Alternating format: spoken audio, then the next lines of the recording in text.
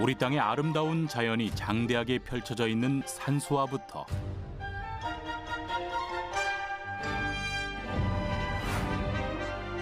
금방이라도 튀어나올 듯 조선의 일상을 생생히 피워내는 풍속화까지 우리 문화의 황금기, 영정조시대, 혁신을 이끈 천재 화가들의 작품이다. 무엇보다도 이들 그림에는 현대 과학자들도 탄성을 지르게 하는 치밀한 구도와 시선이 숨어 있다. 그림 속 놀라운 수의 과학을 찾는다. 조선 후기, 우리만의 고유하고 독창적인 그림의 탄생과 천재 화가들의 이야기를 따라가 본다.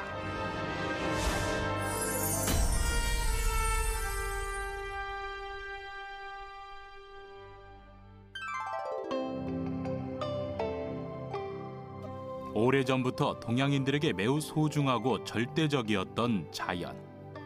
그러한 경외심을 담아낸 그림, 바로 산수화다. 자연을 중시했던 중국과 우리나라에서 일찍부터 그려져 온 그림이다. 험준한 바위와 계곡, 환상적인 폭포수가 어우러진 조선 전기 산수화의 대표작 안견의 몽유도원도. 현실과 이상이 공존하는 꿈의 낙원을 표현하고 있다. 예술적 안목이 뛰어났던 세종의 셋째 아들 안평대군이 어느 날 꿈을 꾸었는데 그것을 당대 최고의 화가 안견에게 그리도록 한 그림이 바로 몽유도원도이다.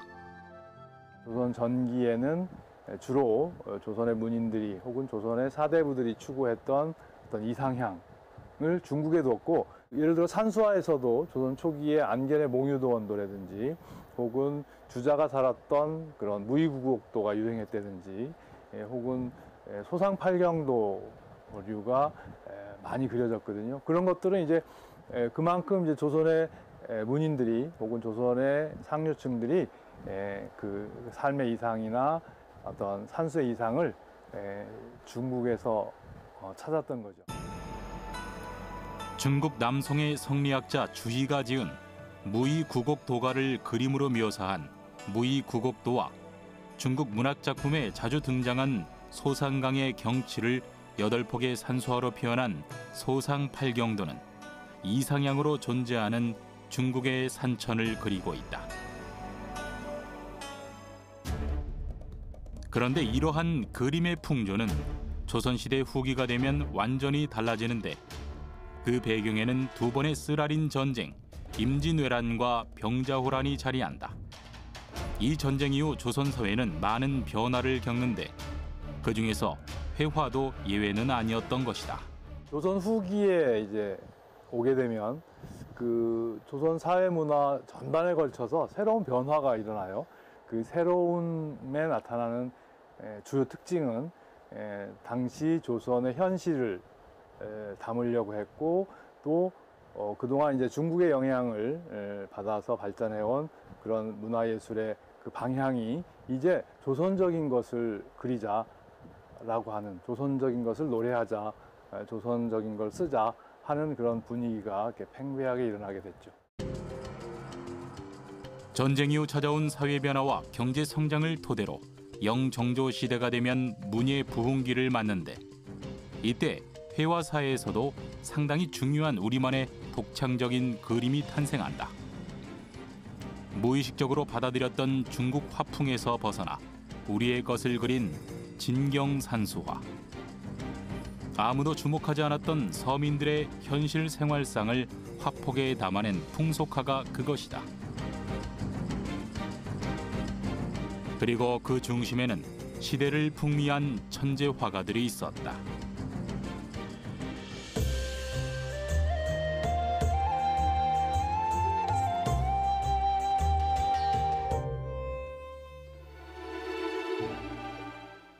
도심 한가운데 우뚝 솟아있어 어디에서나 한눈에 들어오는 인왕산.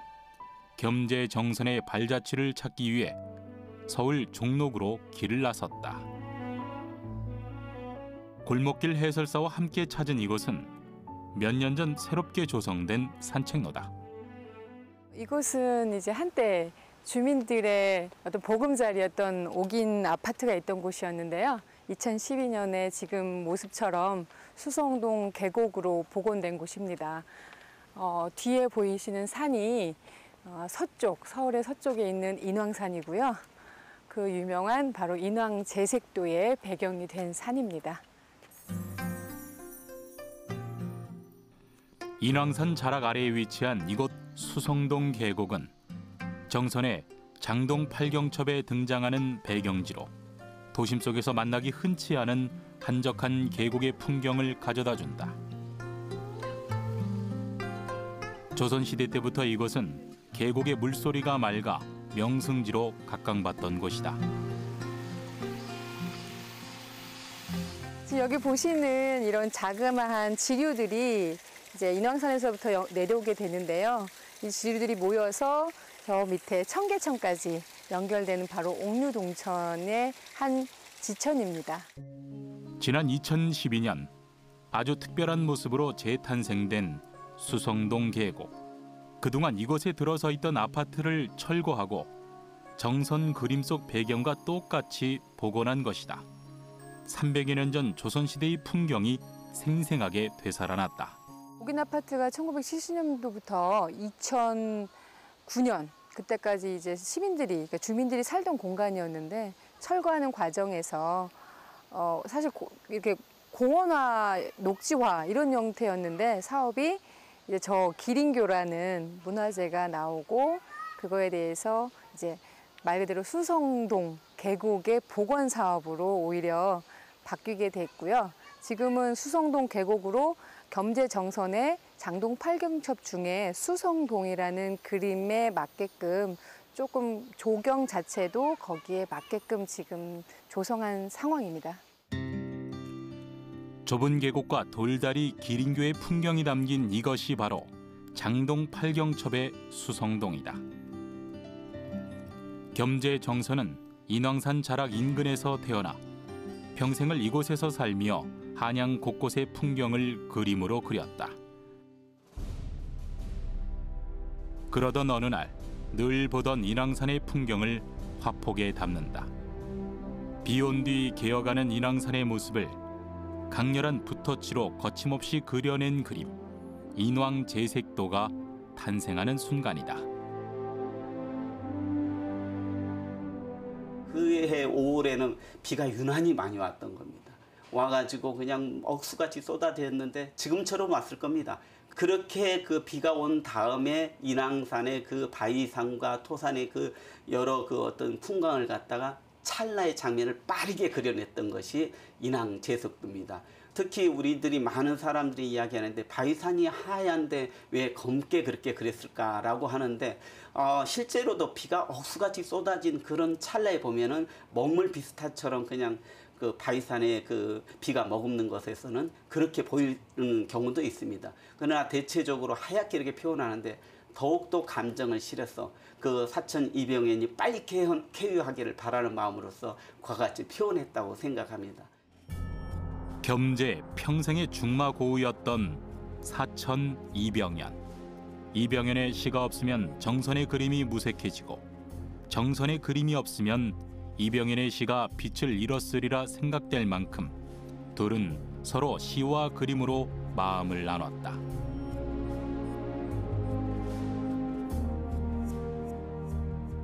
그러던 유년의 친구가 병색이 완연하다는 소식에 얼마나 큰 비통함을 느꼈을까.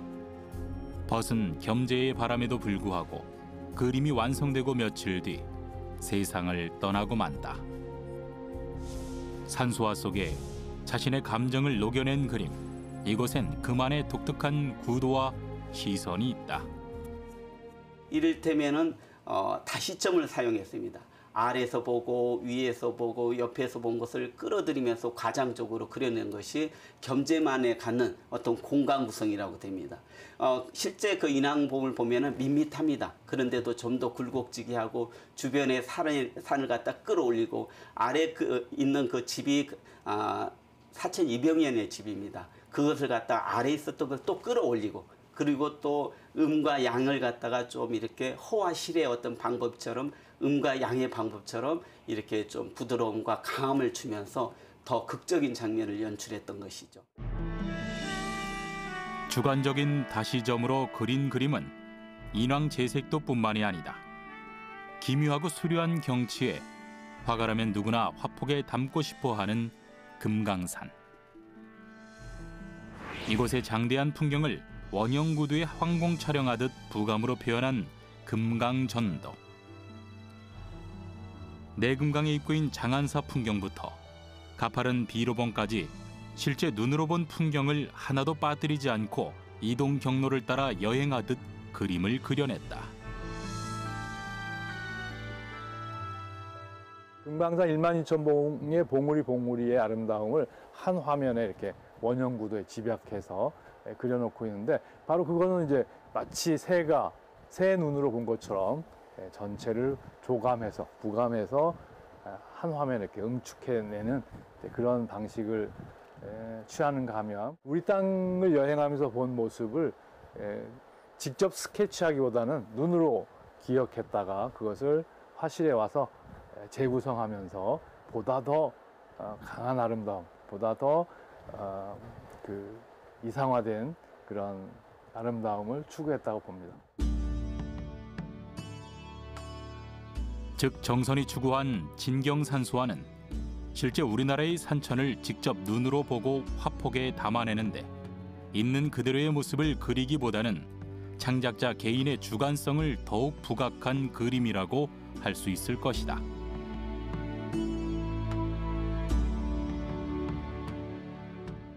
우리가 이상적인 산수를 이렇게 꿈꿨던 그 성리학적인 명분하에서 이상세계를 그렸던 그런 산수화가 이제는 실제 우리 산, 우리 강을 그려내는 그런 그 진경시대가 왔는데, 그냥 그 사진처럼 이렇게 찍는 것이 아니라 그것을 자기가 독자적으로 소화해내 가지고 우리 산하의 그 내적인 그 어떤 담겨져 있는 어떤 그 표현까지도 끌어내면서 우리 겸재정선은 독보적인 어떤 진경산수화의 대가라고 이렇게 일컬었습니다. 조선의 금수강산을 그려낸 독자적인 우리의 그림 진경산수화. 그것을 완성한 화가 중의 화가는 겸재정선이었다. 80이 넘은 나이까지 붓을 잡으며 그림을 향한 열정을 불태웠던 천재 화가. 당대의 찬사와 존경까지 받은 최고의 화가였다. 그런데 이러한 겸재의 영향을 받으면서도 완전히 색다른 그림을 그려낸 시대의 천재가 또 있다.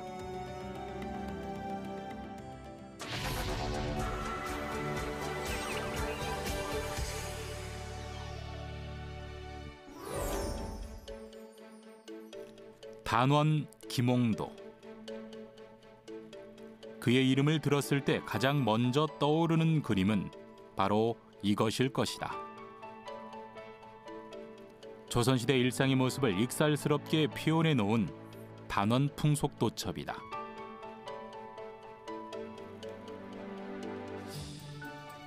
그런데 여기서 주목하고 싶은 그림이 한 가지 있다. 바로 씨름도다. 밀릴 듯 밀리지 않는 긴박한 순간, 그림 중앙에서 겨루기를 하는 두 사람의 승부는 이제 곧 끝날 것 같다. 그 모습을 보며 응원을 하고 나선 관중들의 숫자를 세어보기로 했다. 왼쪽 8, 오른쪽 5. 그림의 내 귀퉁이에 무리를 지어 앉은 관중들. 아래엔 왼쪽 5, 오른쪽 2이다. 여기에 대각선을 긋고 선을 따라 숫자를 합하였더니 모두 12가 나왔다. 두 대각선의 합이 모두 같은 수의 배열 X자형 마방진이다. 그렇다면 마방진이란 무엇일까? 한 대학교에서 마방진의 원리가 담긴 조선시대의 고서를 발견했다.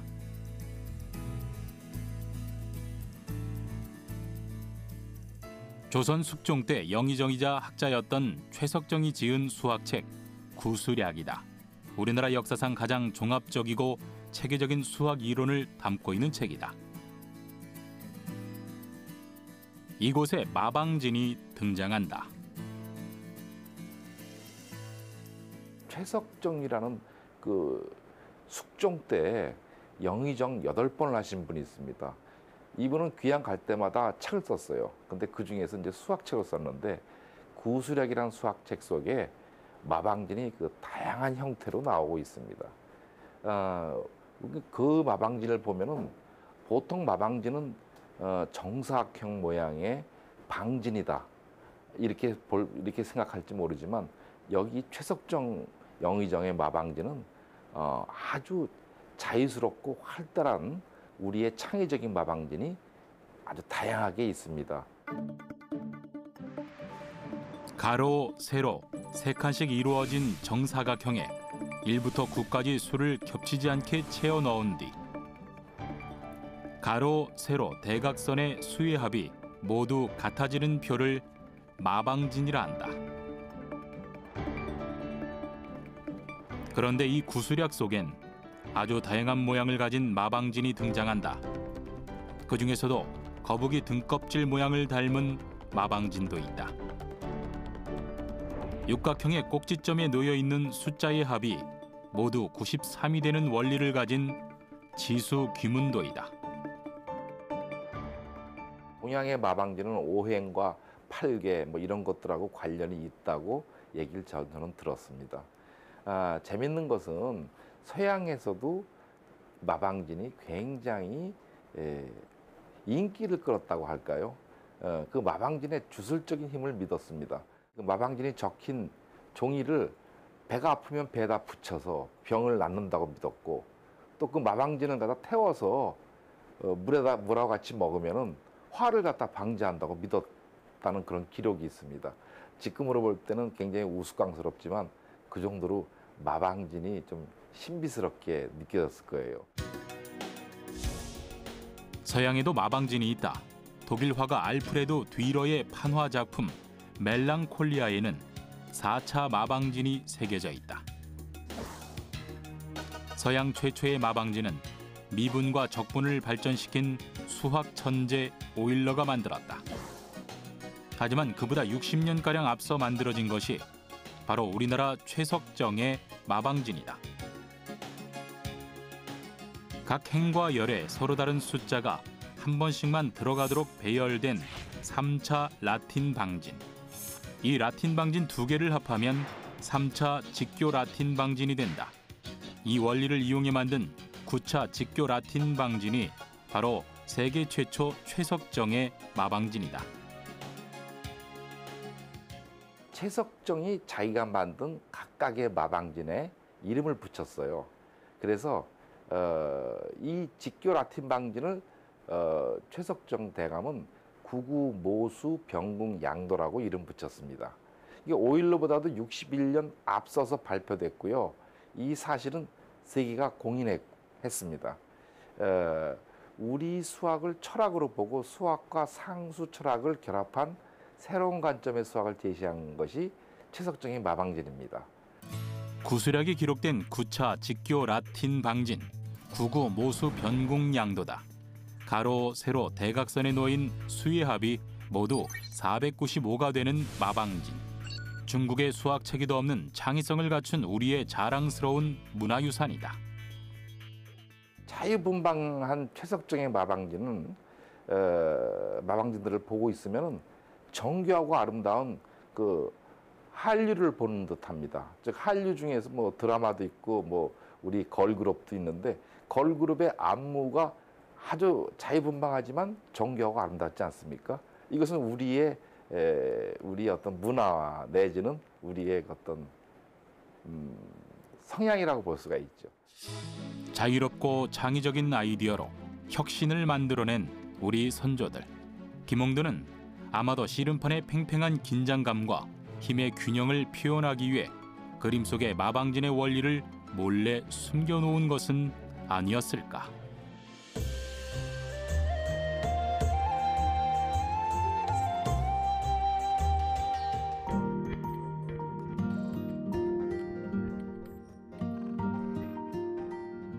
시대를 풍미한 위대한 천재화가 단원 김홍도. 그의 생애를 조금 더 들여다보려 한다.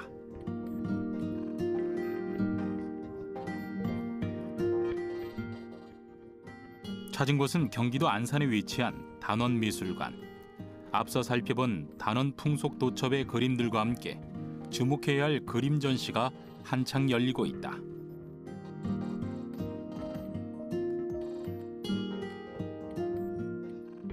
바로 행리어 풍속도병. 선비가 세속을 유람하면서 보는 풍경을 담은 풍속화로 서민들의 삶의 모습을 담은 8폭 병풍이다.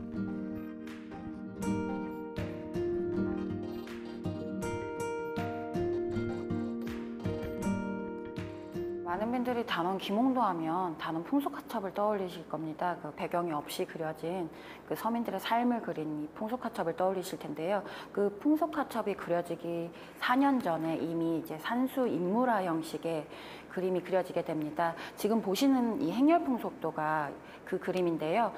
단원 김홍도가 34살 때 강연에 담조론에서 그린 작품입니다. 이 작품은 풍속화첩에서 보셨던 서민들의 그런 삶 중에서 이제 여러 가지 산수와 함께 연결되어서 그려진 작품입니다.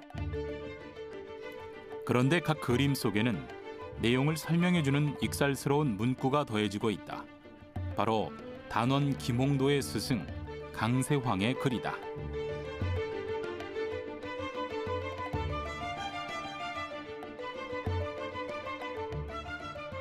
다리 아래 물새는 노새의 발굽소리에 놀라고 노새는 날아오르는 물새에 놀라고 길 가는 사람은 놀라는 노새에 놀란다. 모양새가 입신의 경지이다. 단원의 그림에 감탄을 아끼지 않은 스승의 모습이 눈에 선하다. 표암 강세황은 시, 서, 화에 능한 조선시대 문인 화가이자 미술 평론가였다.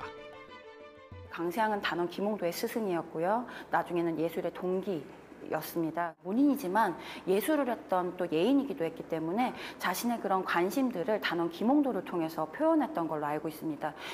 특히나 이제 단원 김홍도의 작품에 강세황의 세태평을 통해서 그런 관심들이라던가 그런 문인으로서 예인으로서의 그런 기질들을 다 보여줬다고 했기 때문에 미술사적으로 굉장히 큰 의의가 가지고 있습니다. 김홍도의 재능을 일찍부터 알아본 강세황은 사제지간을 뛰어넘어 예술적 동지로 그를 아꼈다.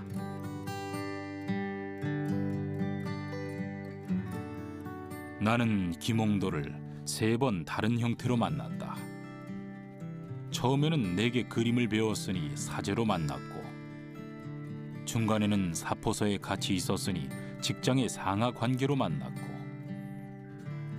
세월이 지나 그의 그림에 내가 평을 썼으니 우리는 예술로서 만났다. 단원 김홍도의 일생을 쓴 표암 강세황의 그 단원기를 보시면요. 단원 김홍도의 그 작품의 실력이라던가 작품 세계를 논하면서 그 단원 김홍도가 그렸던 풍속화의 부분들을 굉장히 구체적으로 명시를 하고 있습니다.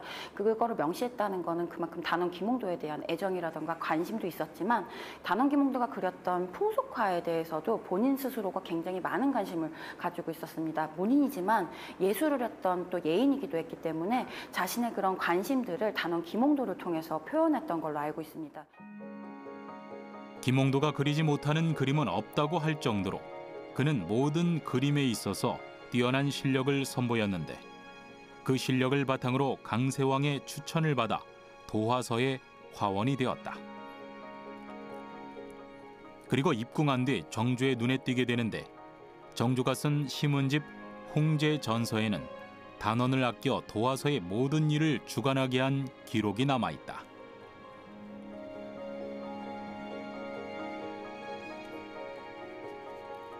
정조가 세자였던 시절 그의 초상을 3차례나 그리며 서로 인연을 맺은 두 사람이었다.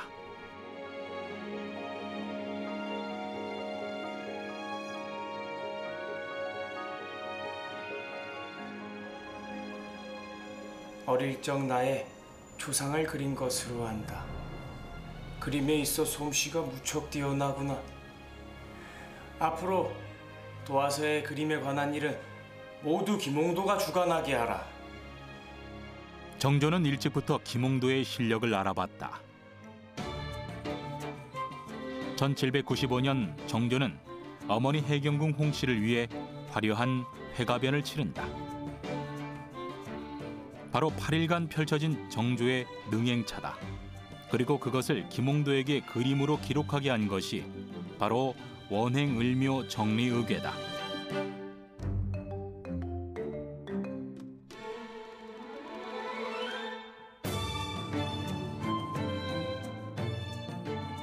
마치 컬러 사진을 찍어 놓은 듯 생생한 기록.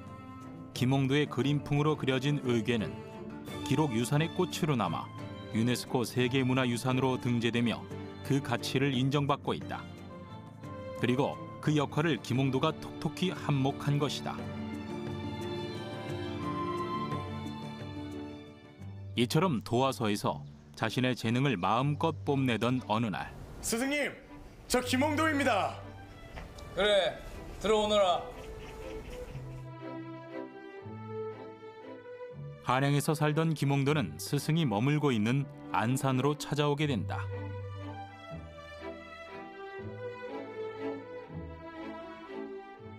스승님, 저의 호를 단원이라 정하였는데 스승님의 의견을 여쭙고자 이렇게 방문을 하였습니다. 단원이란 호가 나도 아주 마음에 드는구나. 청나라의 저명한 화가 이유강이란 사람도 호가 단원이었다. 그렇다면 스승님께서 그걸 글자로 적어주시면 저에겐 큰 영광이 될 듯하옵니다. 그래, 그리하겠다. 호와 이름을 적은 현판 글씨를 써주기로 했지만 김홍도에게는 그것을 걸 집이 없었다. 그래서 강세왕은 차라리 글을 써주기로 결심한다. 그것이 바로 단원기다. 만약 그때 현판 글씨 하나만 써주고 말았다면 우리는 김홍도의 생애에 대해서 자세히 알지 못하고 넘어갔을지도 모를 일이다.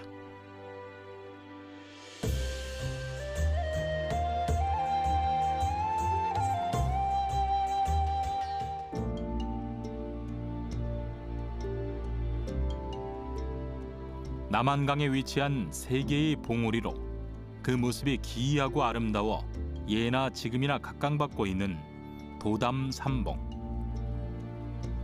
단양 8경 중 하나로 지금 우리에게 손꼽히는 관광지인 이곳은 조선시대 때 선비들이 풍류를 즐기던 곳이자 문인들에게는 예술적 영감을 불어넣는 장소였다. 이러한 도담삼봉의 풍경은 김홍도의 유려한 붓터치 속에서 재탄생한다. 정교하고 완벽한 김홍도의 산수화다. 우리 땅과 우리 삶, 그죠? 자연과 인간의 모습을 가장 잘 그린, 우리 한국 회화사 전체를 통틀어서 가장 뛰어난 묘사력의 화가다, 이렇게 이제 얘기할 수 있고, 그 뛰어난 묘사력으로 그린 산천이든지 인물이든지 풍속이든지 새 그림이 되든지 꽃 그림이 되든지 이런 거에 어떤 고전적인 정형을 만들었다, 이렇게 생각이 됩니다.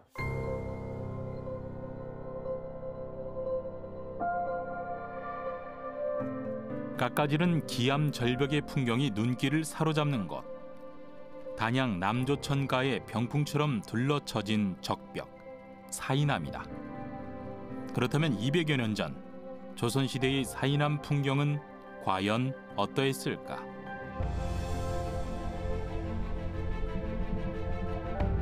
마치 카메라로 찍은 듯 사이남의 풍경을 고스란히 옮겨놓은 그림, 이것이 바로 실경산수화다. 김홍도는 실경이 가진 아름다움을 눈에 보이는 대로 스케치하고 그것을 자기 회화 작품으로 만든 화가죠. 예를 들어 그 옥순봉 그림이라든지 도담삼봉이라든지 이런 그 그림, 혹은 서울 풍경이라든지 혹은 소림명월도라든지 이런 그림들을 보면 대체로 눈에 보이는 대로 그렸어요. 그래서 김홍도의 그 실경 작품은 지금 내가 가서 카메라 앵글로 그 똑같은 구도가 잡혀요. 그래서 얼추 김홍도는 카메라 갖고 다니면서 사진 찍어서 그렸나 이런 생각이 들 정도로 지금 현재 그 현재 모습과 김홍도가 그린 실경의 모습을 꼭 닮았어요. 실제 우리나라의 산천을 돌아다니며 그것을 그대로 화폭에 담아낸 김홍도.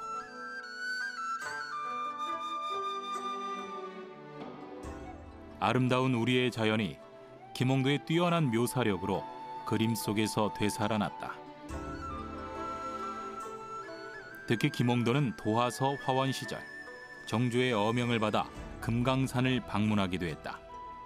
천하의 절경 금강산 구경을 가고 싶으나 가지 못한 정조는 대신에 김홍도를 금강산으로 보낸 것이다. 그렇게 해서 완성된 금강사군첩. 그 속엔 금강산의 유려한 풍경이 고스란히 담겨 여전히 우리에게도 깊은 감동을 주고 있다. 김홍도가 뛰어난 그림을 그릴 수 있었던 데에는 어쩌면 든든한 후원자 덕분이 아니었을까. 그 후원자는 바로 정조다.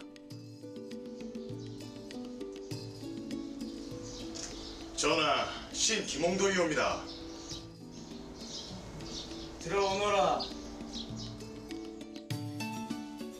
예술적 안목이 높은 정조와 시대의 천재 김홍도. 그런데 실제의 풍경을 똑같이 그려낸 묘사의 천재 김홍도는 혹시 그림을 그릴 때 카메라의 영향을 받진 않았을까?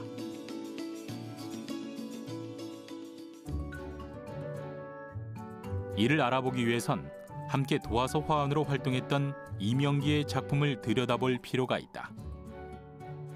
콧등의 모공까지 정교하게 그려낸 얼굴. 짙은 명암법으로 표현해낸 옷주름까지. 그런데 여기서 주목해야 할 부분, 바로 이 글귀다. 초상이 실제 크기의 2분의 1로 줄여 그렸다는 것.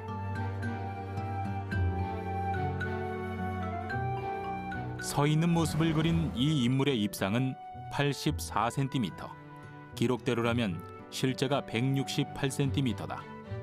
모자의 길이를 제외하면 인물의 실제 키를 약 160cm로 추정할 수 있다. 이는 옵스큐라의 영향 때문 아닐까?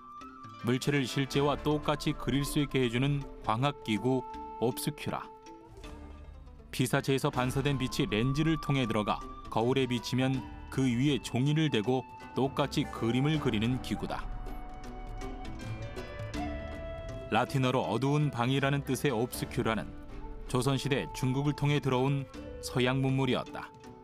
방 안을 어둡게 한 뒤 구멍 하나만을 뚫어 실내에 들어오는 빛의 렌즈를 끼우면 방 밖의 풍경이 그대로 비치는데, 이를 종이에 대고 똑같이 그리는 실험을 한 이가 있다.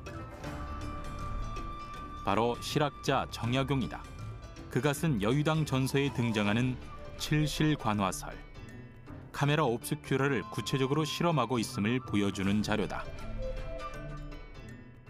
영조와 정조 시대의 어떤 회화적인 형식미, 그러니까 회화적인 그런 특징은 사실정신에 있어요. 그러니까 대상을 눈에 보이는 대로의 그 모습대로 표현할 수 있다. 이런 것이 전체적인 그 경향이거든요. 이제 그런 경향에 큰 영향을 미친 게 서양화법입니다. 그러면서 이 서양화법이 가진 장점, 즉 입체감을 내고 눈에 보이는 대로의 리얼리티를 살려낼 수 있다. 이런 것들을 이렇게 인식하게 되죠. 이명기와 김홍도의 합작품인 서직수 초상. 뛰어난 묘사력으로 그려낸 이것이 옵스큐라의 영향이 아니면 무엇일까? 그 당시 다산 정약용의 기록에 의하면 혹은 그때 실학파들의 그 기록에 의하면 카메라 옵스쿠라 같은 그런 서양의 광학 기제를 가지고 들어와서 그걸로 초상화의 초본을 그렸다고 하는 그런 얘기들이 있어요. 그리고 그걸 실제로 실험하고 또 적용해서 초상화를 그려본 사례도 있는 것 같아요.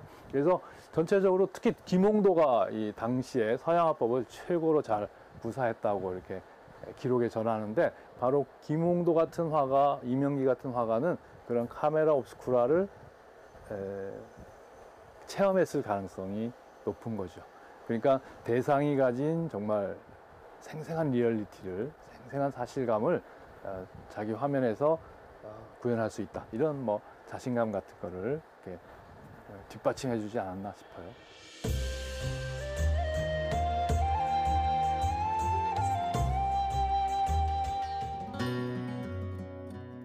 조선의 엄숙한 사회 분위기에 파격을 던진 혜원 신윤복. 그는 여인을 사랑한 화가였다. 단원의 그림 속 여인은 푸근하고 인자한 어머니였다면 혜원은 자유연애를 하며 삶을 즐기는 여인들이다. 남성 중심의 사회에서 여성을 중심에 놓았다. 신윤복의 집안은 대대로 그림을 그려왔다. 이러한 가문의 영광을 신윤복도 이어 그 역시 도와서 화원이 된다. 당시 그의 아버지 신한평은 영조와 정조의 어진 제작에 참여하며 그 명성을 날리고 있었다.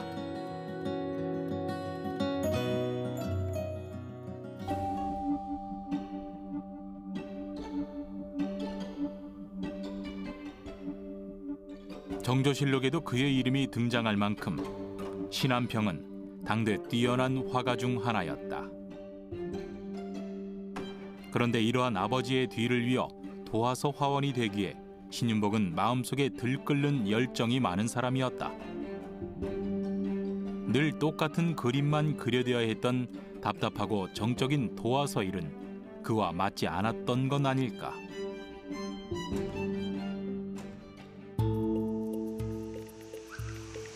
맨날 틀에 박힌 그림만 그리는 도화선 일은 정말 재미가 없어.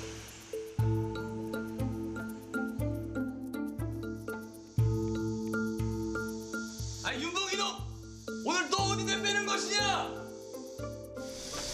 아버지 죄송합니다. 도화서의 일보다 그의 눈에 더 강렬하게 들어오는 풍경들이 있었을 것이다. 그것은 바로 운종가와 광통규의 유흥의 세상이다. 당시 도화서는 이곳 근처에 위치해 있었다. 부유한 중인이나 양반들이 거주하던 이곳에서 신윤복은 아마도 새로운 세계를 접하게 된 것은 아닐까. 사회 전반적으로 뭐랄까요, 도시가 굉장히 크게 발전을 했고, 그다음에 거기에 따라서 그 문화, 그다음에 사치풍조까지 굉장히 만연하던 이런 시기입니다. 그래서 당시 혜원 신윤복이 바로 이제 주로 서울 지역에 당시 이제 한양에서 활동을 했을 거라고 생각이 되는데요. 당시 한양이 어떤 그런 아까 말씀드린 그런 어떤 문화, 그다음에 경제적인 부분의 가장 중심으로서 그런 사치와 유흥까지도 가장 중심의 역할을 했기 때문에 어떤 그런 모습들을 혜원이 실질적으로도 많이 접했고요. 그런 것들이 예술적으로 좀 형상화되는 작업을 신윤복이 하지 않았을까 하는 생각을 합니다. 시대의 이면을 고스란히 담아낸 신윤복.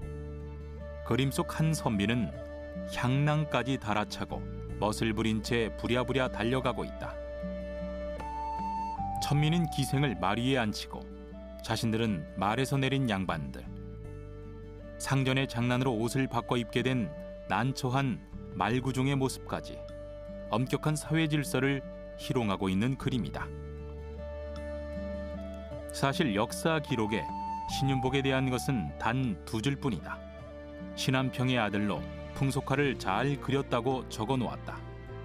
당시엔 무명이나 다름없던 그였다. 신윤복에 대한 재발견이랄까요? 이거는 일제시대 때 이루어진 것 같아요. 화려한 색감이랄지, 그다음에 어떤 은밀한 선정성이랄지, 이런 것들이 조선의 문인들, 조선의 주류사회에서보다는 그닥 조선의 주류사회에서는 그닥 높게 평가받지 못하다가 일본인들에 의해서 그게 재발견되지 않았을까 하는 생각이 들어요. 근데 뭐 그거는 사실 누가 먼저 그걸 뭐 재발견했고 안 했고는 그건 중요한 건 아니고요. 언제든지 그 시대의 어떤 미감과 지향은 변해가기 때문에 그런 면에 있어서 혜원 신윤복은 조선시대를 통틀어 놓고 봤을 때 굉장히 좋은 의미든 나쁜 의미든 굉장히 좀 뭐랄까 이단아이자 또는 성부적인 어떤 역할을 했던 그런 인물이라고 평가할 수 있을 것 같습니다. 그런데 그의 그림을 보고 있으면 상당히 눈에 띄는 것이 있다. 바로 화려한 색감이다. 한두 사람 의복에 색의 포인트를 주며 자칫 밋밋할 뻔했던 그림에 생동감을 불어넣고 있다. 그러한 색채의 아름다움이 한껏 드러난 작품은 바로 이 단오풍정이다. 강렬한 색감의 대비를 통해 시선을 집중시킨다. 신윤복이 색채를 쓰는 어떤 데에서 우리가 더욱더 높이 평가하는 것은 다만 색채를 많이 썼다 또는 화려하게 그림을 그렸다 이런 부분만 있는 것이 아니라 색채를 쓰되 그것들을 사실성을 기반으로 해가지고요. 사실성을 기반으로 해가지고 그림이 가지고 있는 조형성을 더욱더 높일 수 있는 조형성의 완성도를 높일 수 있는 구도랄지 그다음에 관자의 시선이랄지 또는 자기가 던지고 싶은 메시지랄지 그림의 예술성을 아주 고양시키는데 적재적소에 쓰고 있다 하는 점을 저는 높이 사야 되리라고 생각을 합니다. 또한 신윤복의 그림은 시대상을 적나라하게 숨김없이 보여주는 가장 정확한 역사적 사료가 아닐 수 없다. 조선 사람들의 생각과 마음까지 꿰뚫어 볼 수 있는 그림인 것이다. 만약에 신윤복처럼 어떻게 당시 사람들에 대해서 아주 그 섬세한 시각으로 그 사람들의 어떤 심리와 생활상이나 또는 거기에 담겨진 그 사람들의 심리 상태까지도 작품에 전달해낸 그런 화가가 없었다면 조선시대 그 소위 그 사회상, 그다음에 특히 양반들의 사회상이랄지 그들의 유흥문화랄지 놀이문화랄지 이런 데에 대한 정보가 사실은 우리가 그 시각적인 구체적인 자료로서 우리는 현대에 만나지 못했을 것이다. 조선 후기 회화 르네상스를 이끈 천재 화가들. 겸재 정서는 화가로서 누릴 수 있는 최대한의 영예를 누리며 당대의 추앙 속에서 84세의 생을 마감하게 된다.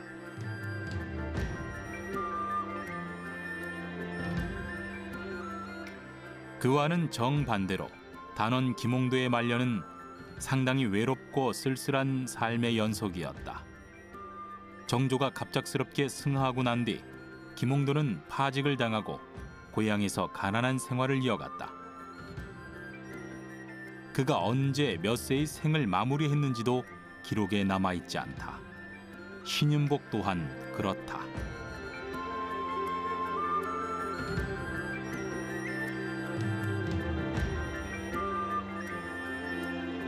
조선시대 전반에 걸쳐 가장 화려한 회화 문화를 꽃피웠던 영정조 시대. 사회의 변혁과 문화의 부흥으로 탄생한 천재들의 그림은 여전히 우리 가슴에 남아 울림을 주고 있다.